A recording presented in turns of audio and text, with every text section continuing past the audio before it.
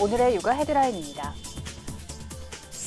우리나라 국민 10명 가운데 8명은 유치원 3법 통과를 찬성하는 것으로 조사됐습니다. 앞으로 상시 근로자 300인 이상 사업장에 직장 어린이집 설치를 의무화하는 방안이 추진됩니다. 당초 2028년으로 예상됐던 인구 감소가 더 앞당겨질 전망입니다. 지난해 합계 출산율이 1명도 안 돼 역대 최저로 떨어졌기 때문입니다. 이상 오늘의 육아 헤드라인이었습니다.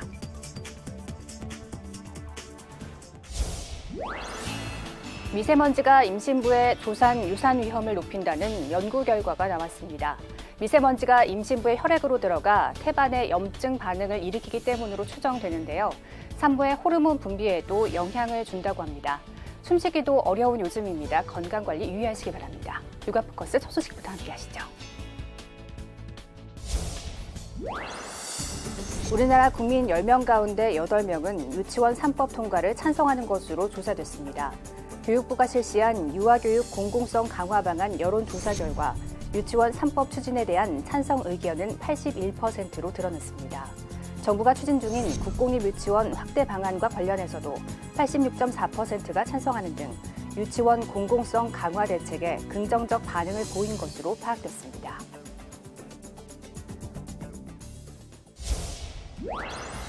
앞으로 상시 근로자 300인 이상 사업장에 직장 어린이집 설치를 의무화하는 방안이 추진됩니다. 보건복지부는 최근 중앙보육정책위원회를 열어 이 같은 계획을 심의 의결하고 올해 국공립 어린이집 확충 목표를 450곳에서 550곳으로 상향 조정했습니다. 또 모든 공공용 어린이집을 열린 어린이집으로 운영하고 급식과 주방을 항상 공개할 계획입니다. 당초 2028년으로 예상됐던 인구 감소가 더 앞당겨질 전망입니다. 지난해 합계 출산율이 1명도 안 돼 역대 최저치로 떨어졌기 때문인데요. 부부가 자녀 1명도 채 안 낳는다는 말인데 도시국가를 제외하면 평시에는 세계적으로 처음 있는 일이라고 합니다. 서울의 한 초등학교, 지난해 개교한 지 50여 년 만에 문을 닫았습니다. 입학생이 점점 줄어 운영이 어려워지자 폐교를 결정한 것입니다. 통계로 본 상황은 더 심각합니다.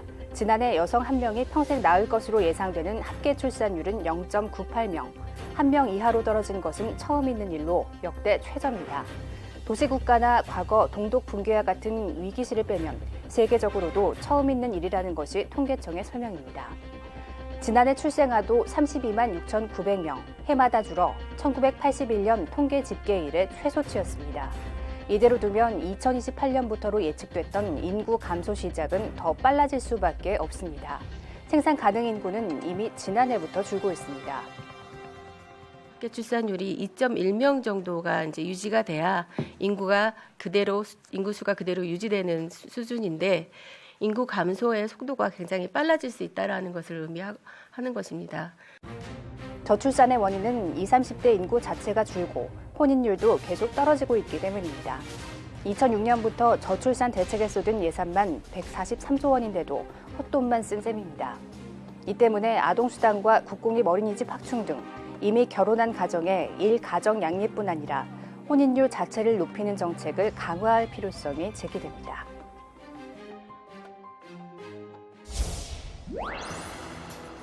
일반 대형마트에서 판매되는 달걀입니다. 포장 일자와 유통기한이 표시돼 있지만 닭이 언제 나왔는지, 포장까지 얼마나 걸렸는지는 알 수 없습니다.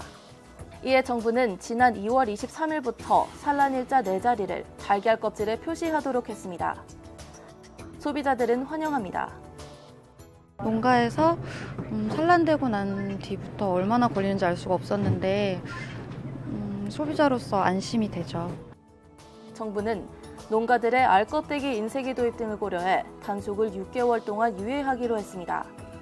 나아가 오는 4월 25일부터 가정용 달걀에 한 해 농가가 선별, 세척, 살균 등을 전문 장비를 동원한 업체에 맡기게 하는 선별 포장 유통 제도를 도입할 계획입니다. 깨지거나 혈액이 함유되어 식욕에 적합하지 않은 알을 사전에 걸러내어 유통 판매함으로써 소비자가 더욱 안심하고 계란을 소비할 수 있을 것입니다. 다만 양계업계는 이를 위해서는 냉장 운반 확대와 거점별 유통센터 증설 등 유통구조 개선이 필요하다고 말합니다. 저희들이 요구하는 것은 지역별로 광역화된 거점 유통센터를 만들어서 이곳에서 매일매일 계란을 검사하는 시스템을 만드는 걸 목표로 하고 있습니다. 이에 정부는 현재 전국에 28개 있는 거점별 달걀 유통센터를 올해 2곳 신축하고 2곳은 증축할 계획이라고 밝혔습니다. 새학기가 시작됐습니다. 특히 유치원생이나 초등학생들 가운데 새 친구, 새 선생님을 만난다는 기대를 갖는 학생들도 있지만 낯선 환경에 불안해하다 학교 갈 때 머리나 배가 아프다고 하는 학생들도 있죠. 이른바 새학기 증후군입니다. 직장인들에게 월요병이 있듯 새학기마다 새학기 증후군을 겪는 학생들이 있습니다. 꾀병으로 착각하기 쉽지만 처음 만나는 친구와의 관계나 학업에 대한 걱정, 부모와 떨어져 지내는 것 때문에 스트레스를 받는 일종의 장애 현상입니다. 학생들은 주변에서 새학기 증후군을 겪는 친구들을 자주 본다고 말합니다. 새학기가 되면은요, 막 친구를 못 사귀고 친구한테 놀림받을까 봐 무서울 것 같아요. 가장 대표적 증상이 두통과 복통입니다. 부모와 떨어져 있는 동안 무슨 일이 생기지는 않을지, 친구들과 잘 지낼 수 있을지 걱정하다 신체적 고통도 함께 느끼는 겁니다. 이런 증상이 장기적으로 이어지면 우울증으로 번질 수도 있습니다. 자존감이 떨어질 거고 자신감이 잃고 그렇게 되면 전체적인 자기 능력 발휘가 안 되니까 더욱더 불안과 우울 상태로 가서 아주 심하면 심한 우울증 상태가. 부모와의 분리에 불안을 느낀다면 서로의 일과를 공유하는 것도 하나의 대처법입니다. 오늘 하루가 어떻게 진행된다, 엄마는 어디 있고 어떻게 연락하고 이런 아이가 자기의 오늘 하루 활동 중에서 엄마를 확인할 수 있는 그럼 이제 조금 더 편해지니까요. 친구 관계에 대한 불안감이 크다면 같은 학교에 다니는 친구들과 친밀한 관계를 미리 만들어 보는 것도 도움이 된다고 조언했습니다.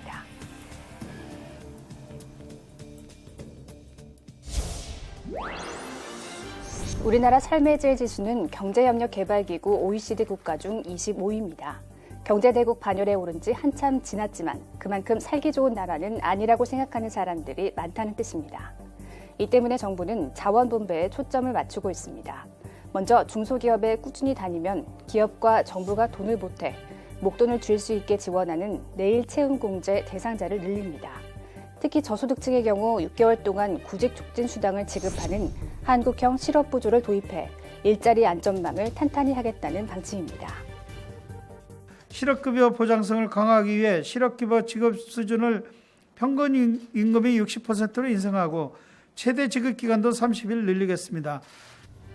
신혼부부를 위한 공공임대주택을 4년 동안 70만 가구 공급하고 영유아 10명 가운데 4명은 국공립 유치원에 다닐 수 있게 시설을 늘리는 등 각종 저출산 대책도 내놨습니다.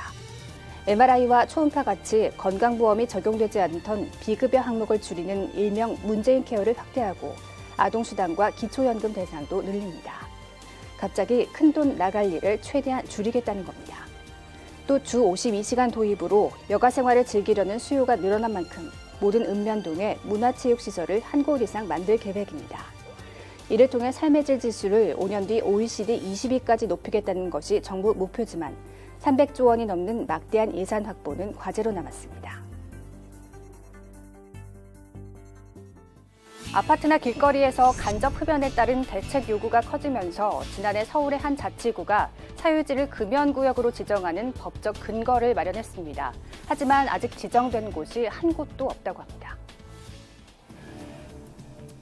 점심시간이 되자 여기저기 담배 연기가 피어오르는 이곳은 서울 여의도 증권가, 일명 너구리 골목입니다. 금연 안내문도 크게 신경 쓰지 않습니다. 숨을 쉬기도 좀 힘들고 어쩔 때는 머리에 담배 냄새가 다 배가지고 여기를 지나고 나서도 꼭 제가 담배 핀 것처럼. 민원이 속출하자 해당 자치구는 지난해 12월 대형 건물 주변도 금연구역으로 지정할 수 있도록 조례를 바꿨습니다. 하지만 2달 넘게 지정된 곳은 한 군데도 없습니다. 건물 소유주 3분의 1 이상이 뜻을 모아 신청해야 지정이 가능한데 아무도 신청하지 않았기 때문입니다. 소유주가 여러분일 경우에는 또 관계가 좀 복잡하다 보니까는 문의는 많이 오셨는데 아직 대안이 마땅치 않은 점도 문제입니다.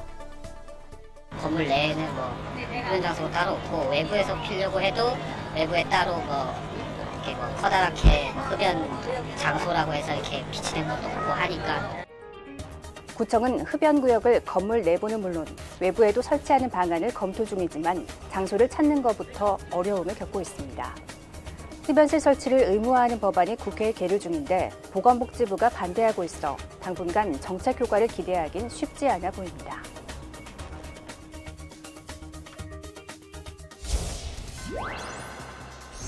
아이들이 모여 장난감을 가지고 놀고 있습니다. 눌러서 찌그러뜨려도 금세 원래 모습으로 돌아옵니다. 스퀴시라 불리는 장난감으로 말랑말랑한 촉감 탓에 아이들 사이에서 인기가 높습니다. 하지만 피부에 닿고 심지어 입에 집어넣는 경우도 많지만 성분은 위험한 것으로 드러났습니다. 한국소비자원이 스판 스퀴시 12개를 조사했더니 정도의 차이는 있지만 모든 제품에서 간독성 유해 물질이 검출됐습니다. 디메틸포름아미드는 공기 중으로 쉽게 휘발되는 휘발성 유기화합물의 일종인데요. 노출됐을 때에는 호흡기나 눈의 점막을 자극할 수 있고 현기증이나 두통을 유발할 수 있는 물질입니다. 특히 이 가운데 절반은 방출량이 위험한 수준이었습니다. 계속해서 유해 물질을 뿜어내다 보니 근처에만 있어도 위해 우려가 컸습니다. 하지만 정작 안전 기준이 없어 이런 제품이 시중에서 돌아다녀도 막을 수는 없는 실정입니다. 12개 중 10개 제품은 경고 표시나 제조 연월 등 겉면에 꼭 표시해야 할 내용을 빼먹기도 했습니다. 소비자원은 해당 업체의 제품 회수를 권고했고 국가기술표준원에는 어린이용 장난감의 휘발성 유기화합물 방출량 기준을 마련하라고 요청했습니다.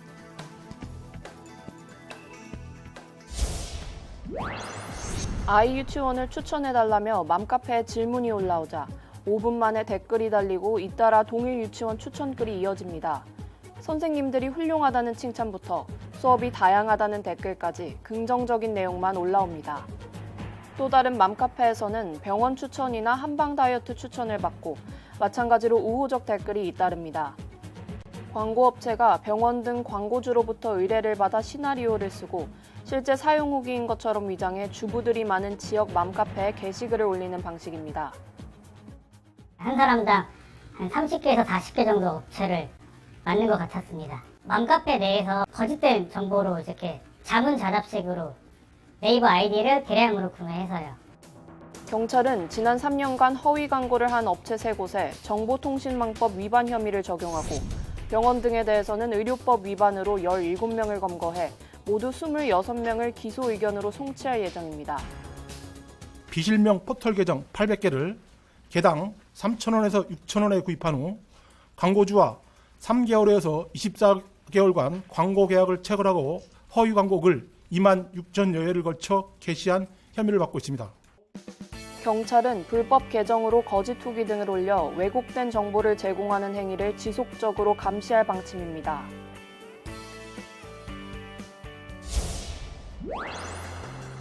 지난 1986년 결혼한 A씨는 무정자증 진단을 받고 부인과 합의하에 인공수정을 선택했습니다. 이후 타인의 정자를 제공받아 딸을 낳고 출생신고를 마친 뒤 20년 가까이 키웠습니다.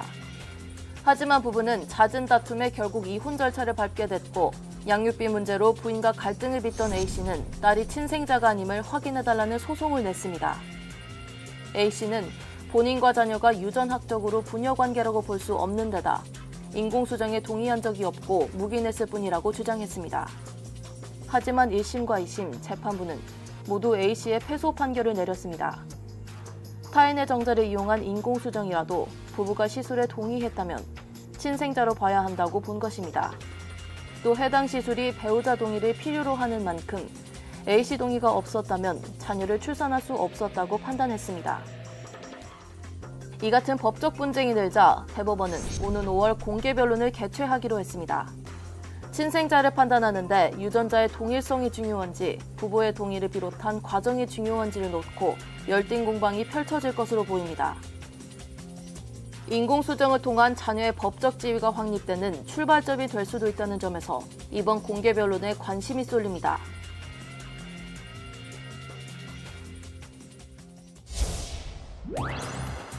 만물이 생동하는 봄이 왔음을 알리는 3월. 입학과 개학, 입사와 인사이동 등 새로운 생활이 시작되는 달이기도 합니다. 하지만 이 같은 날씨와 환경의 변화가 우울감을 높이는 요인이 되기도 해 주의가 필요합니다. 건강보험 심사평가원에 따르면 3, 4월의 우울증 환자는 한겨울인 1, 2월보다 약 23만 명 많은 것으로 나타났습니다. 서울시 자살 통계에서도 봄철인 3에서 5월에 목숨을 끊는 사람이 가장 많았고 이 중 40, 50대 중장년층이 약 40%를 차지했습니다. 계절성 우울증인 봄철 우울증은 호르몬 변화와 심리적 스트레스, 그리고 상대적 박탈감 등이 주된 원인으로 꼽힙니다. 이른바 샌드위치 세대인 중장년층은 자녀 교육과 부모 부양, 다가오는 은퇴 등에서 오는 압박감이나 가정 내 소외감이 우울증으로 이어지며 극단적 선택에 이르기도 합니다. 여러 가지 스트레스를 연속적으로 받으면서 더 이상 해결할 방법이 없다, 희망이 없다고 생각할 때 자살을 선택하는 것을 고민하게 되는데요. 이때 이제 우울증이 관련되는 겁니다. 우리 사회가 같이 문제를 해결하는 것들을 돕고 문제 해결을 위한 연결을 늘려가는 게 중요하거든요. 본인의 의지나 적절한 치료도 중요하지만 무엇보다 주변의 관심과 응원, 그리고 대화가 문제 예방에 도움을 준다고 전문가들은 말합니다.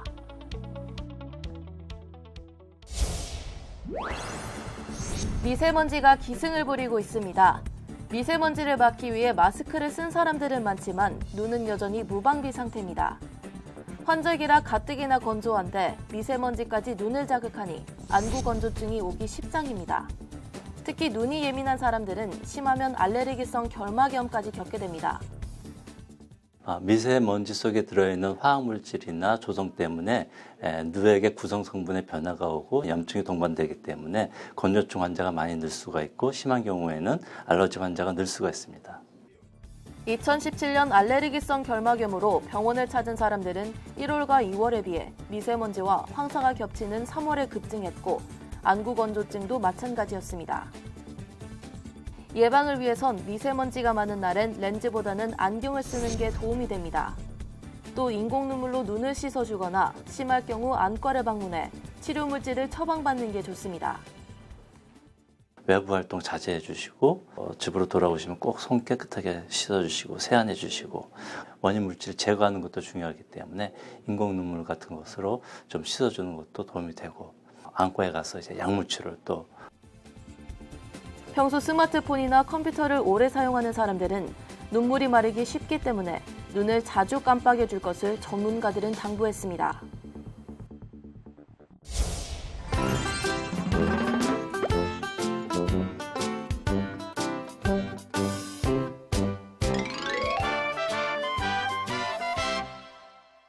옛날 어느 마을에 포도밭을 가꾸며 살아가는 착한 부부가 아기를 낳았어요. 그런데 아기가 태어나자 부부는 깜짝 놀랐어요. 내가 개구리를 낳다니. 여보, 그래도 감사하는 마음으로 잘 키웁시다. 개구리 아기는 무럭무럭 자라서 포도밭 일을 도우며 아름다운 노래도 불러드렸어요. 한편 이 나라 왕이 새 왕자들에게 명령을 내렸지요. 왕자들은 지혜로운 신부감을 골라 세상에서 가장 아름다운 꽃을 가져오게 하라.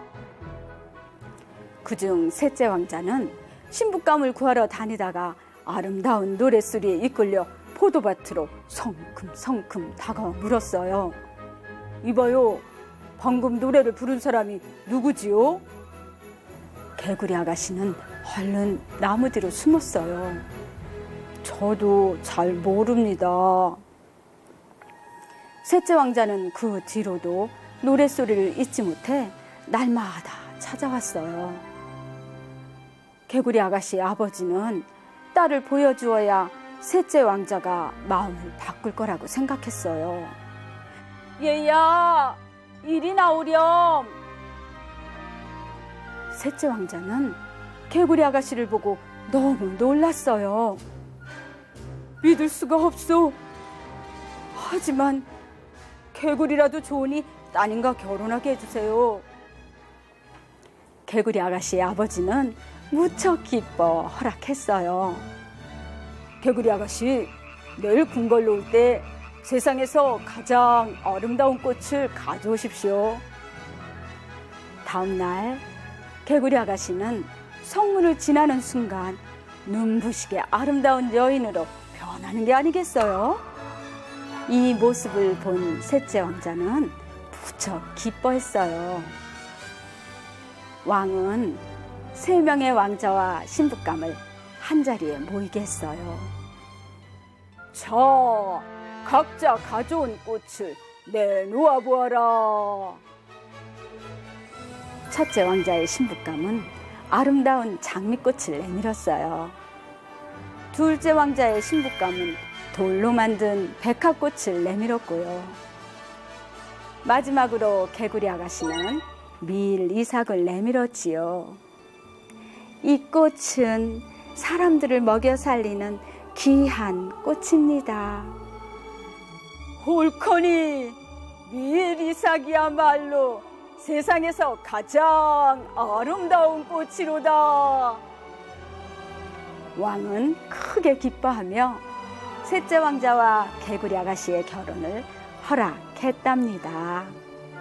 감사합니다.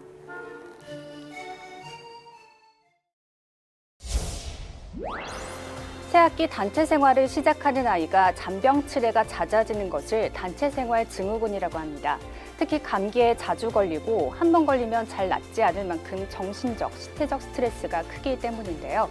대화를 나누면서 아이의 마음을 잘 풀어주시면 증상이 완화하는 데 도움이 된다고 합니다. 육아포커스 마칩니다. 시청해주신 여러분 고맙습니다.